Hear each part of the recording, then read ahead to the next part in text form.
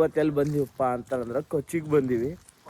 ಕೊಚ್ಚಿ ಒಳಗಂತೂ ನಾವು ನಮ್ಮ ಥಿಂಕಿಂಗ್ ಅದ ಮಸ್ತ್ ಮಳೆ ಇರುತ್ತೆ, ಫಾಗಿ ಇರುತ್ತೆ ಅಂತ ಹೇಳಿ. ಬಟ್ ಇಲ್ಲಿ ಬಂದರೆ ಈ ಥರ ಐತಿ. ಆದರೂ ವ್ಯೂ ಮಸ್ತ್ ಐತಿ. ಬಟ್ ಬಿಸಿಲು ಭಾಳ ಇರೋ ಕಾರಣ ನಮಗೆ ಎಂಜಾಯ್ ಮಾಡೋಕೆ ಮೂಡ್ ಬರಾತಿಲ್ಲ. ಈಗ ನೋಡೋಣ, ಇಲ್ಲೇ ಮ್ಯಾಗಿ ಮಾಡ್ಕೊಂಡು ಮ್ಯಾಗಿ ತಿನ್ಬೇಕಂತ ಪ್ಲ್ಯಾನ್ ಮಾಡೀವಿ. ಜಸ್ಟ್ ಮ್ಯಾಗಿ ಮಾಡೋಣ ಅಂತ ಮಸ್ತ್ ಮ್ಯಾಗಿ ಮಾಡ್ಕೊಂಡು ತಿಂದು ನೆಕ್ಸ್ಟ್ ಲೊಕೇಶನ್ಗೆ ಹೋಗೋಣ. ಇಲ್ಲಿದೊಂದಿಷ್ಟು ಡ್ರೋನ್ ಕ್ಲಿಪ್ ನಾನು ಶೂಟ್ ಮಾಡಿ ನಿಮ್ಗೆ ತೋರಿಸ್ತೀನಿ ಇಲ್ಲಿ ಯಾವ ಥರ ಲೊಕೇಶನ್ ಅದ ಅಂತೇಳಿ.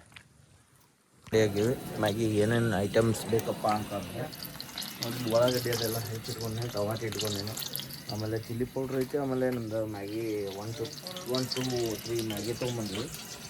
ಇದು ಉಳ್ಳಾಗಡ್ಡಿ ಟೊಮಾಟೊ ಎಲ್ಲ ಅದಾವೆ. ಎಣ್ಣೆ ಬಿಸಿ ಆಯ್ತು. ಈಗ ಎಣ್ಣೆ ಬಿಸಿ ಆದ್ರೆ ಉಳ್ಳಾಗಡ್ಡಿ ಹಾಕೋದು. ಎಲೆ ಗ್ಯಾಸ್ ಒಳಗೆ ನಾವು ಇಷ್ಟು ಅಡುಗೆ ಮಾಡ್ತೀವಿ. ಮೊನ್ನೆ ಚಿಕನ್ ಮಾಡಿದ್ವಿ, ಇವತ್ತು ಟೊಮಾಟೊ ಹಾಕಿದ್ವಿ.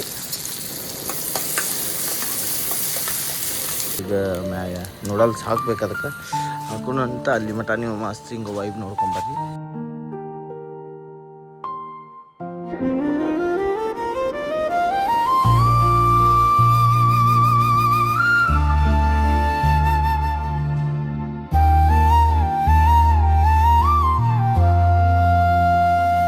ಮೊದಲ ಮಳೆಯಲಿ ನೀ ಬಂದೆ, ನೆನಪಿನ ದಾರಿ ತೊಳೆದಂತೆ, ತಂಪಾದ ಗಾಳಿ ನಿನ್ನ ಹೆಸರ ಹೇಳಿತು,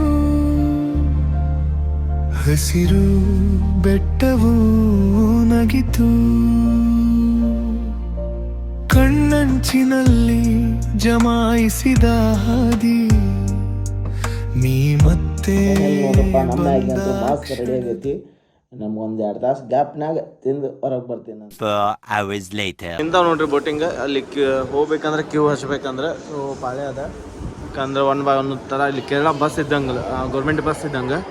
ಎಷ್ಟು ಟಿಕೆಟ್ ತೊಗೊಂಡಿವು 4 ಜನಕ್ಕೆ 160 ಐತೆ. ನೆಕ್ಸ್ಟ್ ಒಳಗೆ ಹೋಗೋಣ. ಒಳಗಿಂದ ಫುಲ್ AC ಒಳಗೆ ಅದಾವಂತವು. ಅದ್ರ ಒಳಗೆ ಹೋಗಿ ಯಾವ ಥರ ಎಕ್ಸ್ಪೀರಿಯನ್ಸ್ ಮಾಡ್ತೀವಿ ನೋಡೋಣ ಅಂತ ಒಳಗೆ ಹೋಗೋಣ. ಸಚಿನವ್ರ ಏನಂತೀರಿ? ಹಾಗಾದ್ರೆ ಹುಡುಗಿ ಅಂತ ಮಾತಾಡಿದ್ರಿ. ಆ ಬೋಳಿ ಮಗ ಹೇಳಿದ್ರಿ, ಏನ್ರಿ ಅದು ಮಾತಾಡೋದು? ಏನ್ ಮಾತಾಡ್ತಾರ್ರಿ? ಯಾವನ್ರಿ ಅವನು? ನಮಗೆ ಸ್ವಾಭಿಮಾನ ಇದೆ.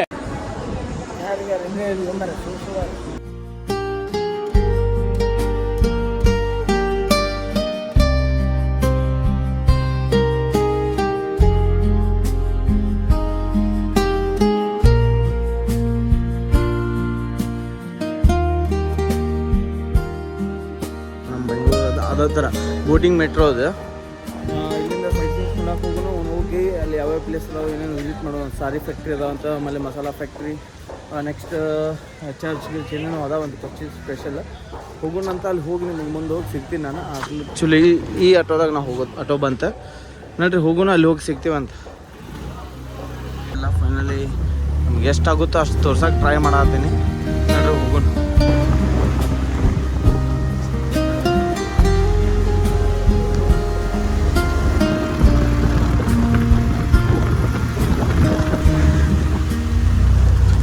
ಫಸ್ಟ್ ಟೈಮ್ ನಾವು ಒಂದು ಚರ್ಚ್ ಒಳಗೆ ಎಂಟ್ರಿ ಆಗೋದು. ಯಾಕೆ ಇಲ್ಲಿವರೆಗೂ 521 ವರ್ಷದಂತ ಚರ್ಚ್. ಅಲವ್ ಇಲ್ಲ ಅಂತ ಹೇಳಿದ್ರೆ ಆದರೂ ಮಾಡಾತೀನಿ ನೋಡ್ರಿ. ಹೋಗೋಣ. ಚರ್ಚ್ ನೋಡ್ರಿ ಹೆಂಗದ.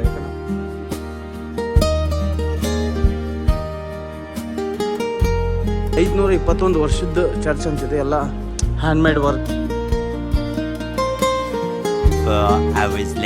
ಮಸ್ತ್ ಬಿಲ್ಡಿಂಗ್ಸ್ ಅದಾವೆ. ಬಟ್ ನಮ್ಮದು ಒಂದು ಡ್ರೀಮ್, ಈ ಥರ ನಮ್ಮ ಮನೆ ಕಟ್ಬೇಕನ್ನೋದು. ಆ ಥರ ಅದಾವೆ. ಬರ್ರಿ ನೋಡೋಣ ಅಂತ. ವಾಸ್ಕೋ ನಾವು ಬಂದೀವಿ ನೋಡ್ರಿ. ನ್ಯೂ ಇಯರ್ದು ಜಂಪ್ ಬಂದೀವಿ. ಅಲ್ಲಿ ಏನೈತಪ್ಪ ಅಂತೇಳಿ ಒಳಗೆ ಹೋಗಿ ತಿಳ್ಕೋಣ. ಡ್ರೆಸ್ ಯೂಸ್ ಮಾಡ್ತಾರೆ. ಇಷ್ಟು ಕಾಲದಾಗ ಯೂಸ್ ಆಗಿದ್ದೆಲ್ಲ ಗನ್ ಅದಾವು ನೋಡ್ರಿ. ಹೆಂಗೆ ಅದಾವಪ್ಪ ಅಂದರೆ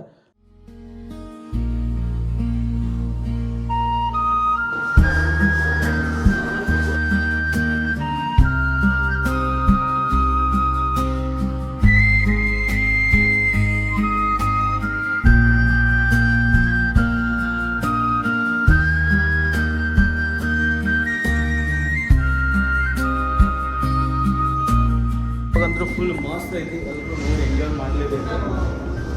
ನೆಕ್ಸ್ಟ್ ಲೊಕೇಶನ್ ಬಂದು ಇಲ್ಲಿ ನೋಡ್ರಿ ಥಿಯೇಟ್ರ್ ಮಾಡ್ಯಾರ. 22nd design vessels body, having known as pillars for its daring exploits in the 1971 war. This body prides itself for the rich legacy inherited.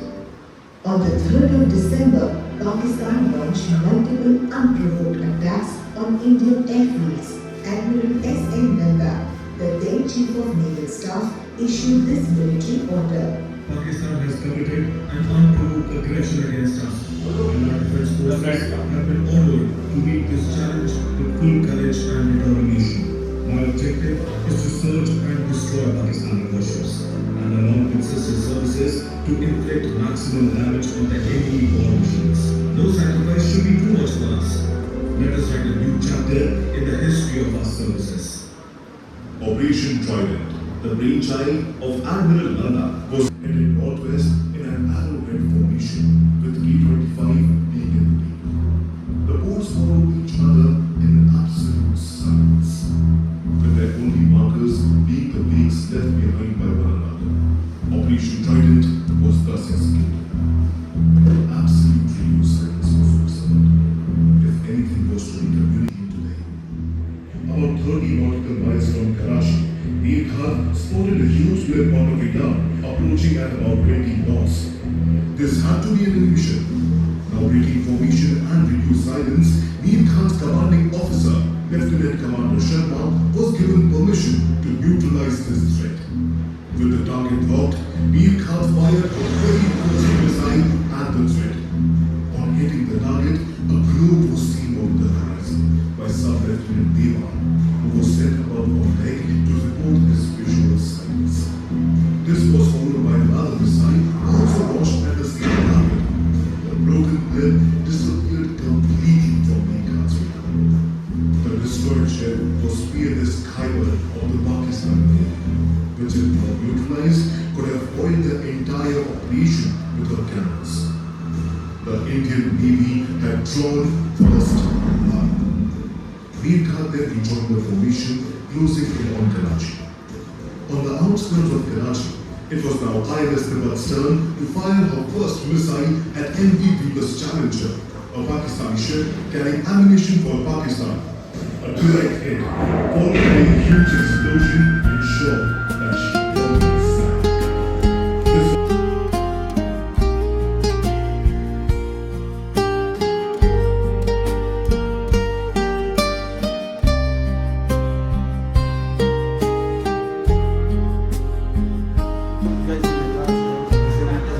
ಮಸ್ತ್ ಐತಿ. ನಿನ್ನೆ ಮುಂದೆ ಟಿಕೆಟ್ ಆಗಿದ್ದ ಎಲ್ಲನೂ ಮಸ್ತ್ ಐತಿ. ನೀವು ಹೋಗ್ಬೋದು. ಯಾಕಂದ್ರೆ ರೂಮ್ನಾಗ ವಾಯ್ಸ್ ಜಾಸ್ತಿ ಮಾಡೋದಿಲ್ಲ, ನಮ್ಗೆ ಆದಷ್ಟು ಹೊರಗಿರೋದು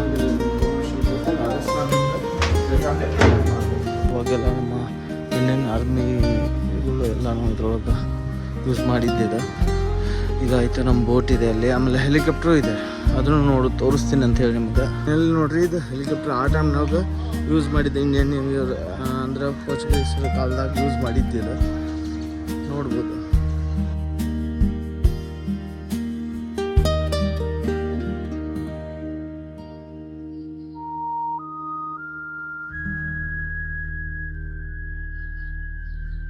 ನೋಡ್ಕೊಂಡು ನೆಕ್ಸ್ಟ್ ಲೊಕೇಶನ್ ಹೋಗೋಣ ಅಂತ, ಎಲ್ಲೆಲ್ಲಿ ಹೋಗ್ತೇನೆ ಅಂತ ಇನ್ನೂ ತೋರಿಸೋದು ಭಾಳ ಅದ. ನಾನು